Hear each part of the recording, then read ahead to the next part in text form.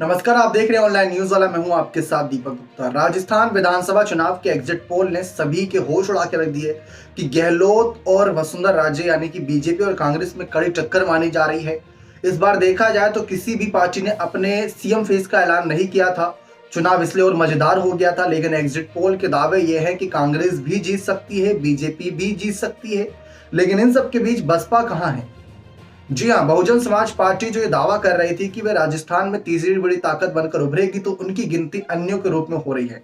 यानी कि ये नहीं देखा जा रहा कि यहाँ पर त्रिकोणीय मुकाबला था, यहाँ पर सीधे तौर पर कांग्रेस वर्सेस बीजेपी का मुकाबला था। इतने सालों बाद बहुजन समाज पार्टी अभी भी अन्यों की गिनती में आ रही है। बाकी अगर चर्चा करने चाहे तो बहुजन समाज पार्टी की अध्यक्ष मायावती की चर्चा करना चाहेंगे।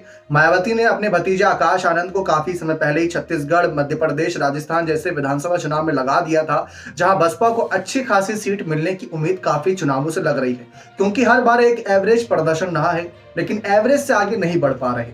तो वो एवरेज प्रदर्शन को तोड़ने के लिए खुद कहीं ना कहीं आकाश आनंद ने जिम्मेदारी संभाली थी, और आकाश आनंद कितनी जिम्मेदारी संभाले ये तो चुनावी नतीजे बता देंगे।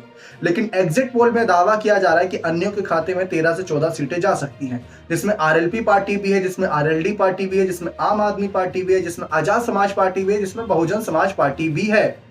और सबको किसी ना किसी का साथ मिला हुआ था, लेकिन एक बीएसपी थी जो अकेले खड़ी थी। बीएसपी को कुछ कांग्रेस नेताओं ने अपने तरीके समर्थन देना चाहा, लेकिन वो भी इनकार कर दिया गया। अब बारी थी कि बसपा की तरफ से ऐसी खबरें थी कि बहुजन समाज पार्टी लोकसभा चुनाव 2024 से पहले इन राज्यों में अपने आप को एक मजबूत दावेदार के रूप में उभारेंगी, ताकि लोकसभा सीटों पर भी यहाँ की असर पड़ सके। लेकिन शायद वो गेम प्लान फेल हो जाए। लेकिन जैसा कि हमने कहा कि 3 दिसंबर के नतीजे का इंतजार रहेगा।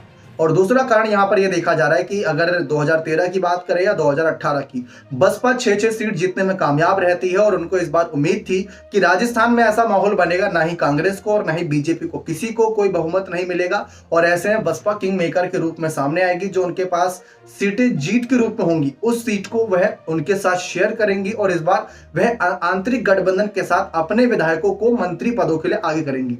लेकिन इस बीच कांग्रेस बीजेपी की ही हर मीडिया में चर्चा हुई, हर चैनल पर चर्चा हुई। बसपा कहीं दूर दूर तक नजर नहीं आ रही। मायावती की दावेदारी इतनी मजबूत शायद ज्यादा नहीं थी। 8 रैलियां मायावती ने की, लेकिन क्या 8 सीटें भी निकल पाएंगी? पिछली बार 6-6 सीट निकल रही थी, आधा दर्जन सीट निकल रही थी, लेकिन इस बार उस पर भी सवाल, उस पर भी सस्पेंस है। बाकी नतीजों का इंतजार अभी भी है दर्शकों। नतीजों पर अभी भी सबकी उम्मीदें टिकी है कि एग्जिट पोल झुठला दिया जाए, और हो सकता है कि बसपा किंग मेकर के रूप में बने। लेकिन अगर ऐसा नहीं हुआ तो ये मायावती एक घमंड टूटने का काम होगा, क्योंकि जो उम्मीद थी कि किंग मेकर बनेंगे, वो किंग मेकर ना बन पाना अपने आप में चुनौतीपूर्ण साबित रहेगा। बने रहे चैनल के साथ। बहुत बहुत धन्यवाद।